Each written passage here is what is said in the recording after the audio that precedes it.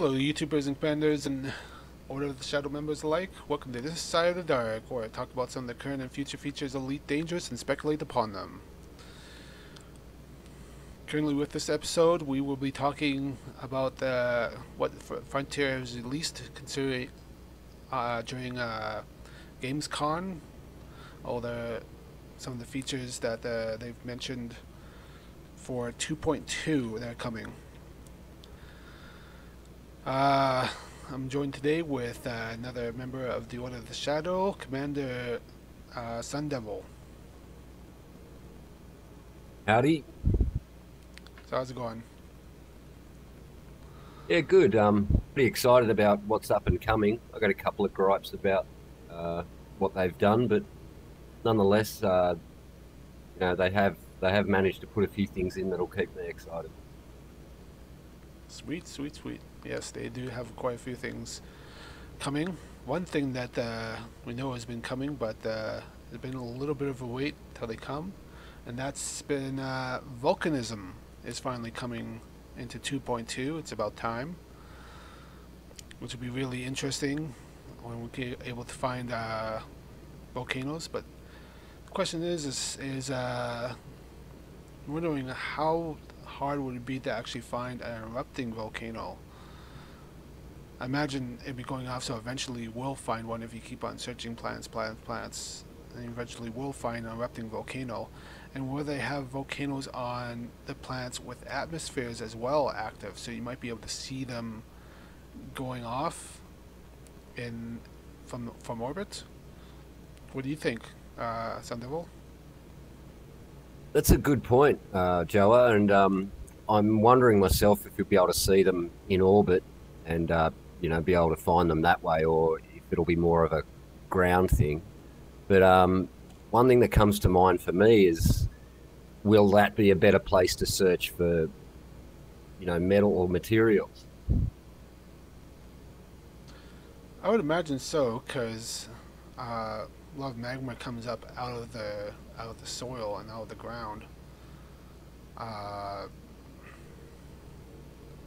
Probably certain types.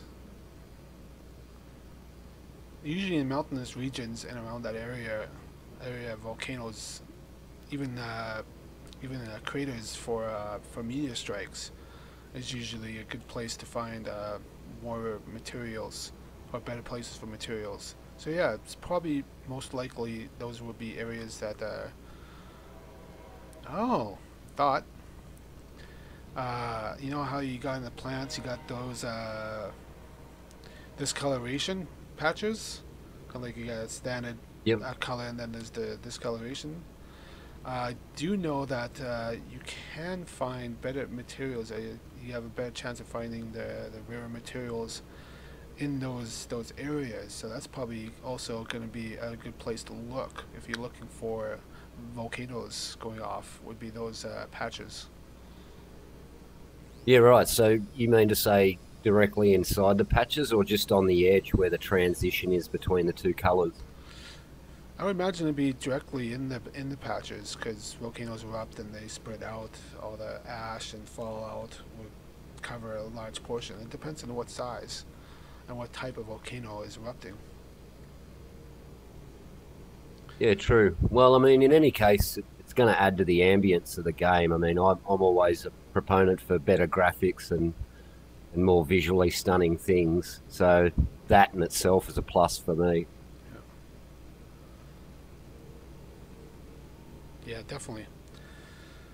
Of course, I'm wondering what kind of types of volcanoes would they have. Are they gonna have like the current types of a regular volcano eruption, like Hawaii type of volcano, where just like it blows up, spews smokes in the air, lava comes down the sides, or it'd be like Krakatoa or Mount St. Helens, that actually the sides just blow out and you can see this huge, like pretty much huge caldera in the side of the mountain,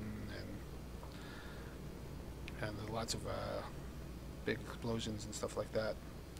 Of course, catching those ones, you'd have to be there at the right time to actually see it, because after it's gone, after it's done that, it's pretty much gone. So Yeah, true. yeah. Then there's the third one. I mean, yeah, go ahead. Sorry.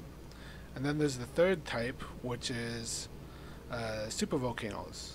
That would be a good question whether or not Frontier will implement one of those, but I kind of think they might not, just because the odds of them actually erupting would be too long of a wait for players to actually, you know, wait around for. But then again, it could happen on some other planet, and we could just happen to stumble upon it. Yeah, exactly. And I'm sure there'll be different types, you know, like geysers, that sort of thing.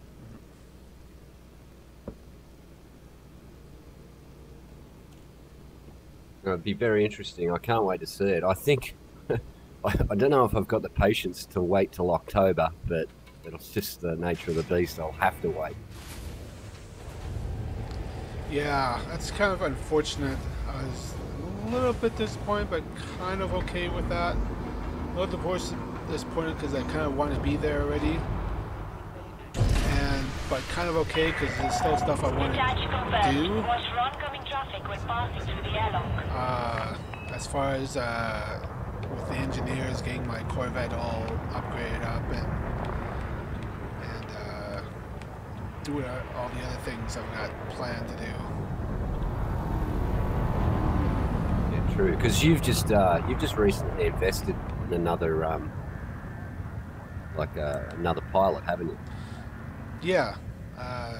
Currently, I'm on Commander Grimgar, so I just started this character up. So I'm still in a Sidewinder. Fun. Yeah, man. When you told me you were doing it, I thought it was nuts. But actually, from what you've been telling me, it sounds quite exciting.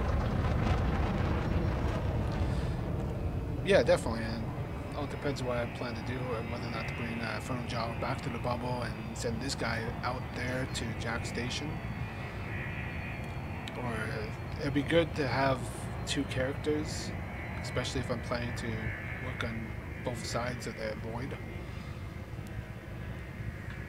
Good point. Yeah, that is interesting. Because it's a long way, so it makes so much more sense to have those two players just to be in two different bubbles.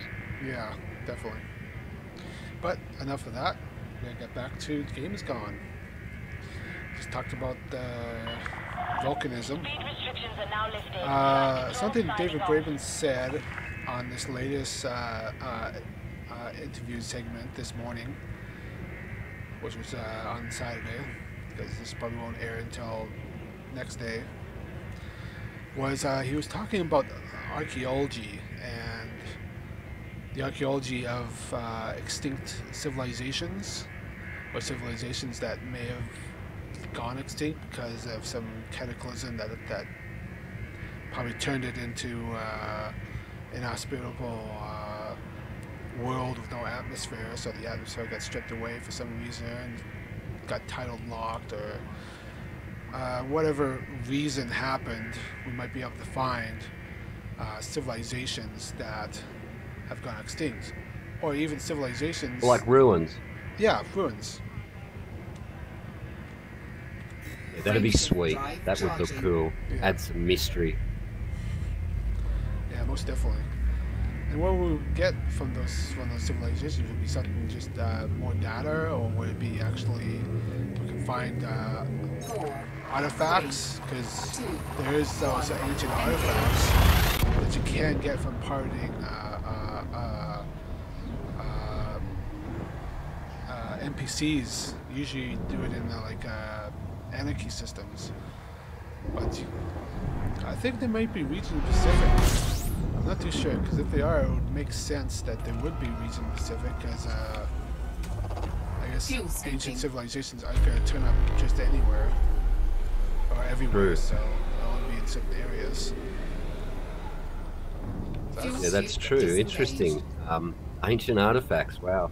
I mean, that's what I was discussing with you the other day about that, and that maybe the the alien stuff that we're seeing now is not exactly related to the Thargoids, or it might be something like what you're talking about now, where they're ancient artifacts. We just don't know the full story.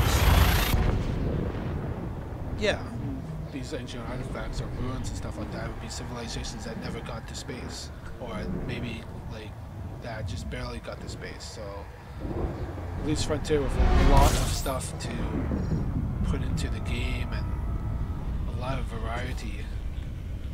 Definitely will make exploring pretty interesting if we find like one out in some faraway nebula or something like that. Frameshift drive charging. Well, I don't know if you heard his comment, David Braben, that is, he's commented in his interview that I think his quote was, "Our needles in our very large haystack." So it sounds like they're already out there. It's just that have not yet been discovered. That could be possible.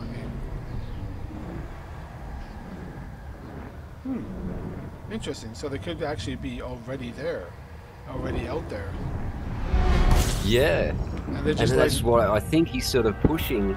You know, in that interview, he was sort of daring the players or the community to actually look harder because they're there. That's the feeling that I got. I mean, that's speculation. But the feeling that I got. Yeah, because he says he'll give us a clue about it, something like that. Fuel scoop disengaged. Yeah. And then when he says that, we get that interruption. As well, yeah. Yeah.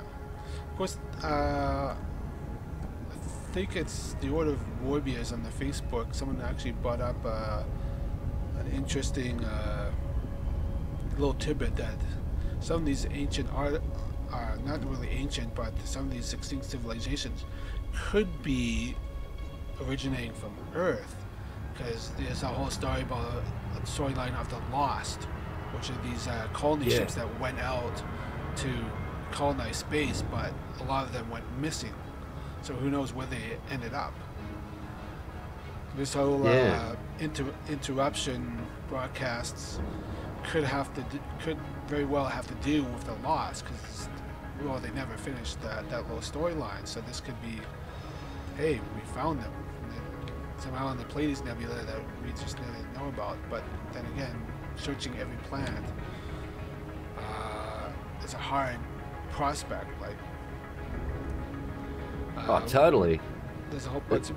I mean, well, it's 1% that we've discovered so far. Like 1%, not even 1%, I believe, of the galaxy.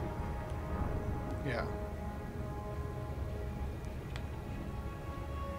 It's just hard to imagine, you know. The game's been out for 3 years, and we haven't even discovered 1%. As fast as we can travel in Elite Dangerous, there's still only 1% discovered. That's just amazing. Yeah, totally, man. If radiation did cook your face off. That could be a clue as to, I don't know. So I was like, I gotta look at my system map. I look at my system map, and I just want to see if there's actually a radiation stat for the sun. Yeah, cool. No, there doesn't seem to be any kind of radiation stuff, just surface temperature and...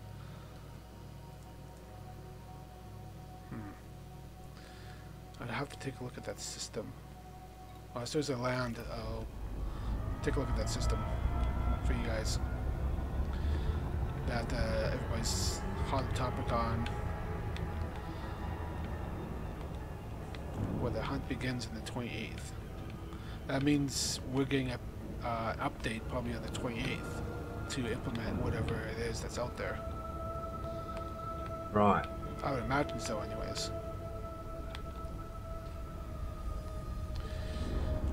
Yo, I was reading the forums about that, and it was quite amazing that they found the system as quickly as they did. I think that the information that was supplied was pretty vague. Like, what was it? 3 rings, 2 asteroid belts, 1 high radiation sun. Yeah. I can't remember the name of the system offhand, but yeah, just amazing that how quick the community found it. Yeah, the system's called Pleiades Sector IH-V C2-5.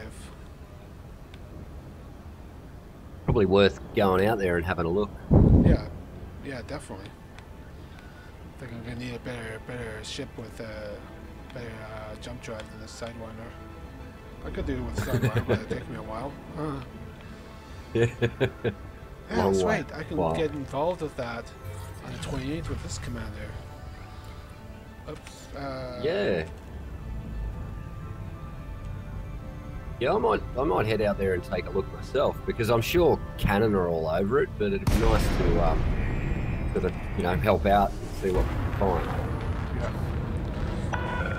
So anyways, moving on.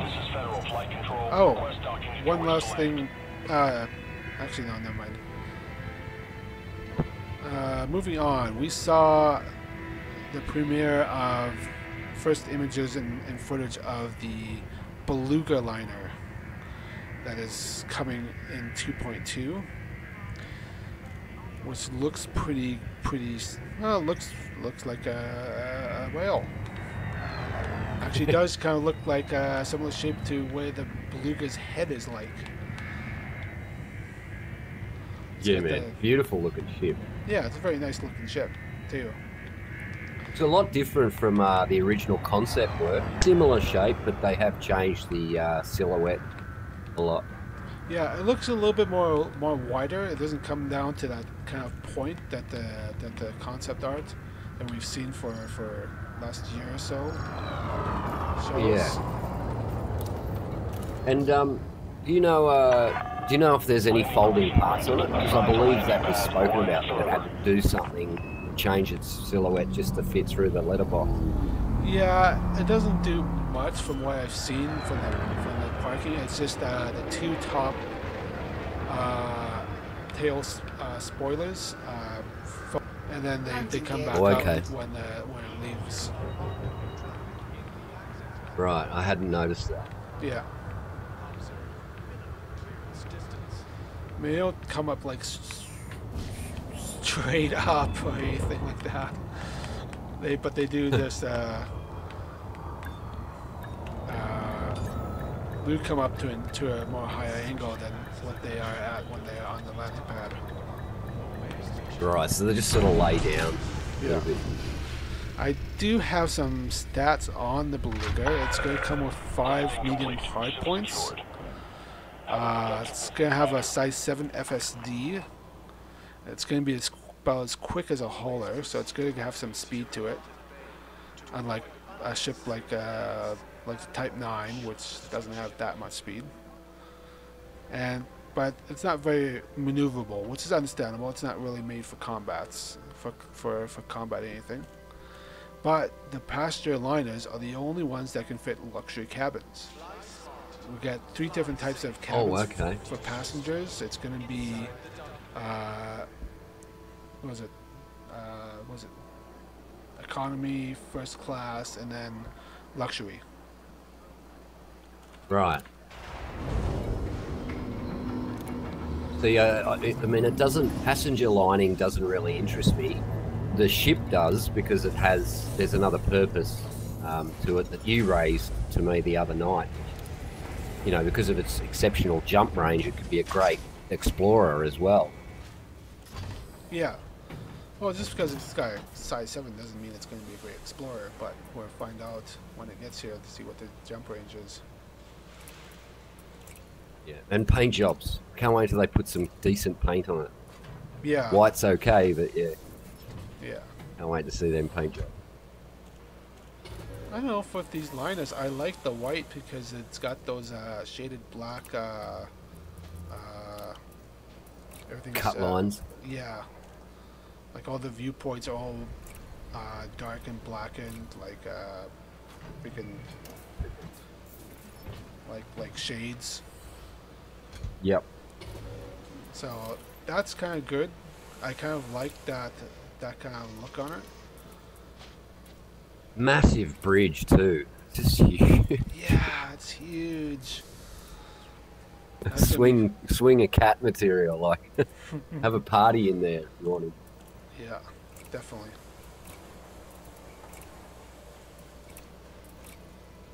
And I can imagine it carries a few amount of fighter bays as well.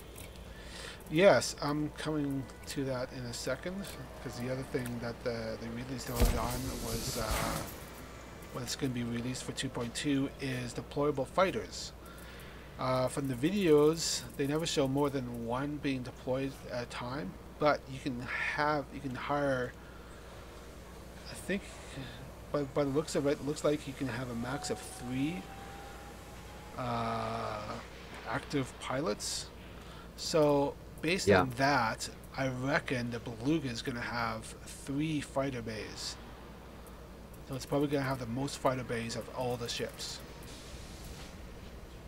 They look pretty nimble too. Looks like that Anaconda was having a hard time shooting at it because of its, how nimble it is. Oh yeah. And I think that's a great. Go ahead. No, go. I was just going to say, I think fighters is a great introduction because because they've upped the pilot skill of the NPC.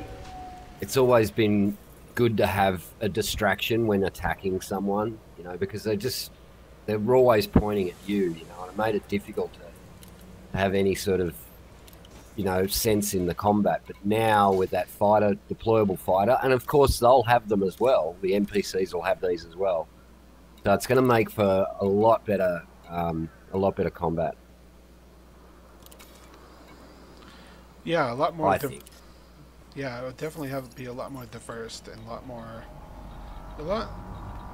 Yeah, it would be a lot more diverse and a lot more kind of give it an extra little gameplay. It could be especially jumping into one of your fighters and going out and combating and all that. One thing that concerns me though is the remanufacturing of them inside the ship. I don't like that feature. I don't think that should be a feature, or it shouldn't be. Yeah, really the way they fast named it one. was like printing a ship. Yeah, like you 3D print a ship inside the compartment. I found that a bit odd as well. Yeah, I think so far from a game that seems to kind of be a lot more on the immersion side of the gameplay, that would take a lot from the immersion. If you're in battle, you lose a fighter, and you go to your left screen or whatever screen, and you probably in the similar to synthesis, and you press a button, and all of a sudden, oh, you got a fighter again. It's like, no, there's got to be some kind of time thing to it.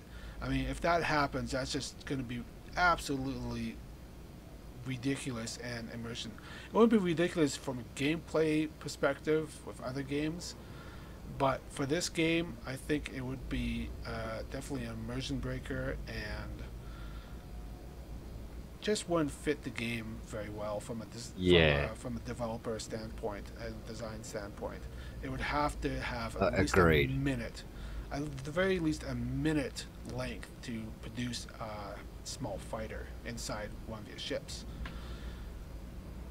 And actually, that raises a question with me: is why can you employ 3 pilots but only use one of them at a time? That just seems to be a bit odd to me as well.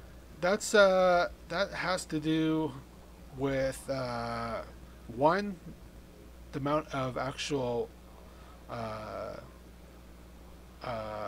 ship launch hatches the ship has, because it would be a case of modules. If you have like freaking 5 modules on your freaking Corvette, based on that logic, you should be able to launch 5 fighters. But it's not going to work like that, because you only have 2 launch bays. So you can have as many bays as you want, but you can only have 2 hatches for its fighters to come out of. Gotcha. That makes sense. But that's a bit of speculation. We'll see what they do with it.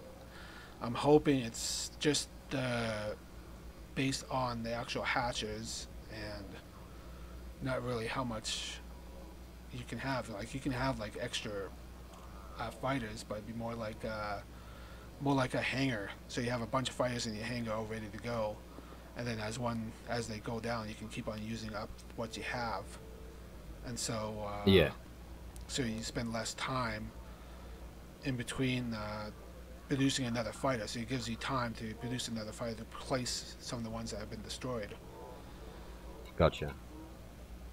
Now, let me just ask you, while we're talking about fighters, which for you, Taipan, Federal Fighter, or Empire? Oh, that's a no-brainer. The Federal one, of course.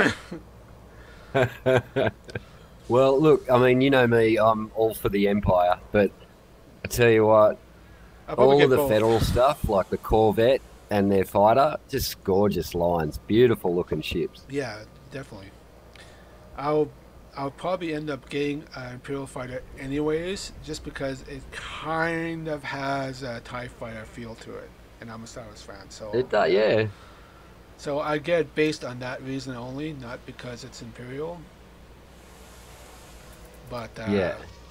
more authentics and stuff. Yeah, might as well use the enemy's weapons against them. Sure, why not?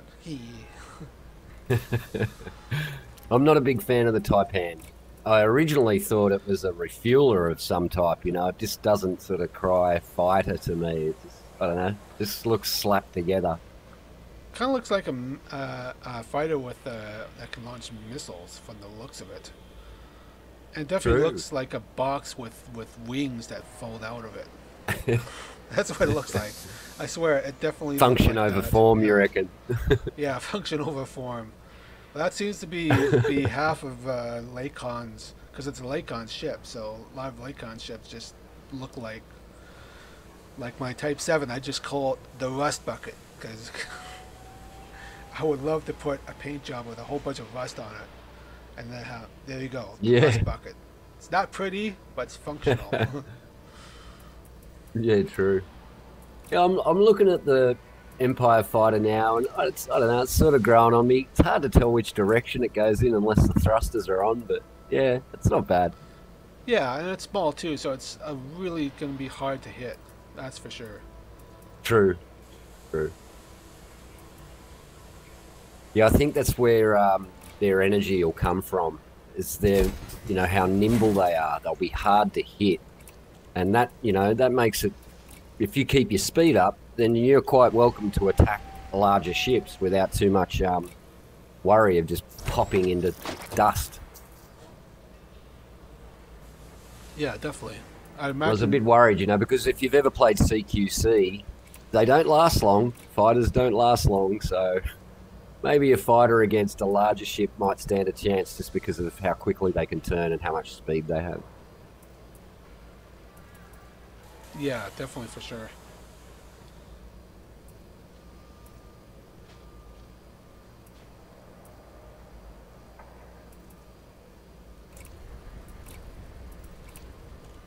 All right, what do you got next?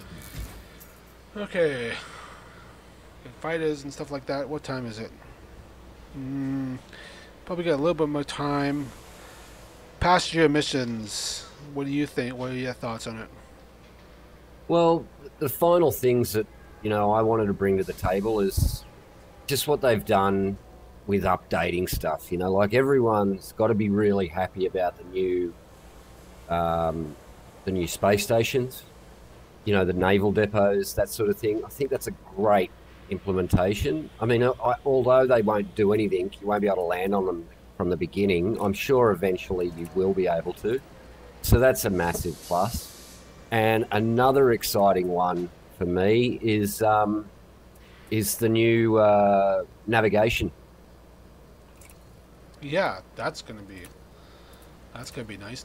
But that might put the fuel rats out of business a little bit.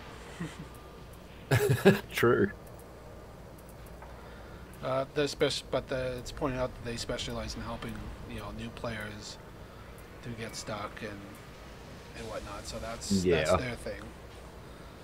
I'm sure there'll still be people that'll run out of fuel. I mean, it happened to me, only 4 or 5 weeks ago, I think. You helped me out.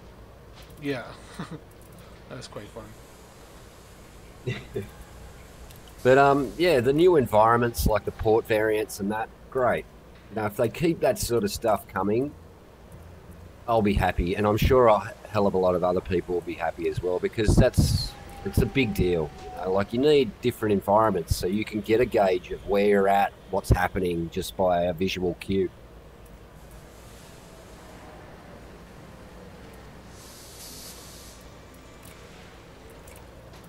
Yeah, my thoughts on this, the new in-station interiors.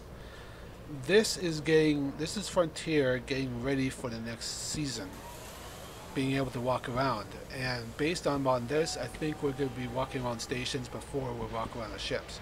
We might be able to walk around our cabins right away, but not the rest of the ship. And we'll be able to walk around in stations and probably the ports, or at least the hangar bays down on the planet surfaces at the very least.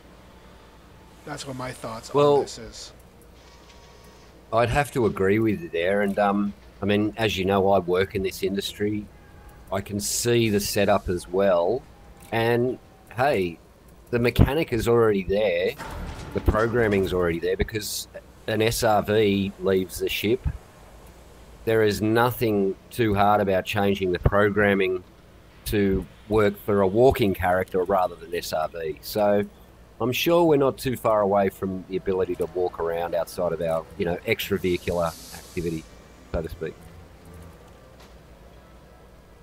Yeah, well, Frontier released a while ago that next season is supposed to be third person, and it definitely going in that direction with the commanders coming out in 2.3.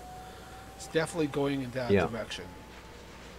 I mean, it wouldn't make sense for them to get commanders out and then not keep going with avatars and with actual be able to move around your ship cabin and expanding on the first person aspect of the game. So definitely. Well, look. Go ahead. Definitely, it's coming for the next season.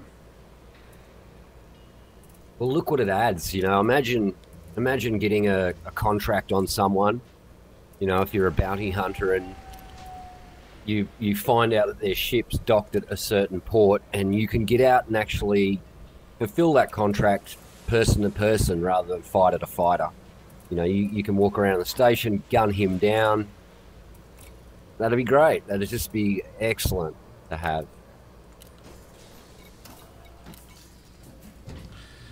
Yeah, it'd be very interesting. This kind of brings me back to a question that they answered on the live stream this morning.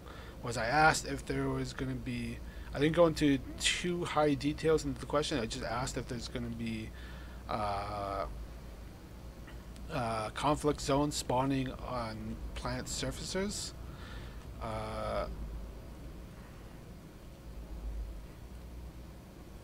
Sandro Samarco, yeah, did I say that right? Yeah, man. Yeah, cool guy. Okay. Yeah, go on. He's good. I love his worm. That's awesome. Yeah, same. But his comment on it was, I'm pretty sure it's. What did I have it written down? I have it written down here someplace.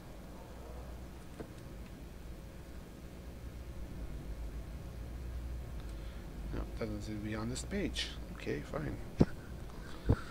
Anyways, I'm pretty sure it says it's nothing is planned yet. It either says that, oh, that's a good idea, or no, they actually are planning for it. Or they actually have the idea for it, but they just haven't done any planning for it yet. So I'm thinking that we might not see conflict zones on planets until the next season, where that will coincide with being able to get on the ships and being able to possibly enter some of these settlements to, you know, do whatever we could do it. I could do another show and speculation on that, but won't go into that too much because we're starting to get close on time. Yeah. But definitely that would be really awesome. I also asked him, are we going to get tanks? He says no. But I think, you know, if you're going to get into ground combat, some sort of heavier armed vehicle than the Scarab would be advantageous and would be more reasonable, especially for doing ground assaults. We can kind of do it right now with the SFV, but you know the SFV is pretty fragile. I noticed that they really nerfed the Guardians, because I can take them out with my SUV no problem. Before it's just like, yeah, there's not a chance in heck I'm gonna take one out with my SRV. No, Yeah. it's gonna be extremely hard to do it. So they nerfed them big time, and that's unfortunate because I found that to be quite entertaining and kind of challenging. I actually used the base to help me kill them. Very challenging. Yeah, Yeah. you're right there. But different challenges, other ones, I can go into a little bit more details and complain about it a little bit, but like I said, we're running short on time as far as that's concerned. Yeah, well, I tell you what, that whole ground war thing, that does deserve some speculation and conversation. So we'll do that some other time. Yeah, I've done it quite a few times in previous shows. I would like to go back into it and talk to people, talk to you about it. That'd be awesome. Get some more info on it, because hey, I like talking about that. Because basically, I can look at it and I can see there is a lot of potential for some huge gameplay elements with those settlements. Not the big ones that we can land at. That's pretty much similar to stations. I'm talking about the other ones. Yeah. The little tiny ones, the small, medium, and large, non-landable hangar settlements, I guess, is how I'd best describe it for someone who doesn't know what I'm talking about. Yeah, definitely a lot to be done there. Yeah. One thing that would be cool is a particular type of scenario of take and hold. So you take the base and you gotta hold it long enough to get intel, specific, more difficult to get intel than the little beacon thing that we can scan with the NSV. So this would be a more like classified information that the station has for the war efforts. There'd be something that has to do with conflict zones. So then you assault the base, you get your squad or your troops, your team in there, and then you got to hold it from the enemy that's coming to now get you before you get away with that information. Fantastic idea. Yeah, that is. But we'll see. There's probably going to be some limitations to what Frontier can do to make everything work, not have it kind of choppy and out of place and stuff like that. But definitely, I would love to see something like that happen. Yeah. Yeah, totally. Yeah, ground wars that's a fantastic idea, and it would add so much more to the game. Oh yeah, for sure. Anyways, coming up on, I think we're a little bit over in time here, so we can close it up. Thank you very much, Commander Sundevil, for joining me on this episode of This Side of the Dark. But thanks for having me, man. It was fun. We should do this more often. Oh yes, most definitely. So, I'm always suck at closing. 'Cause I just want to keep on talking. I don't want to close. Yeah. But anyways, thank you everybody for joining in. Thank you Sundevil for joining us, and to all the commanders and YouTubers out there alike, take care, fly safe, good night, and don't let the Thargoids bite. This is Firebot 13 signing off.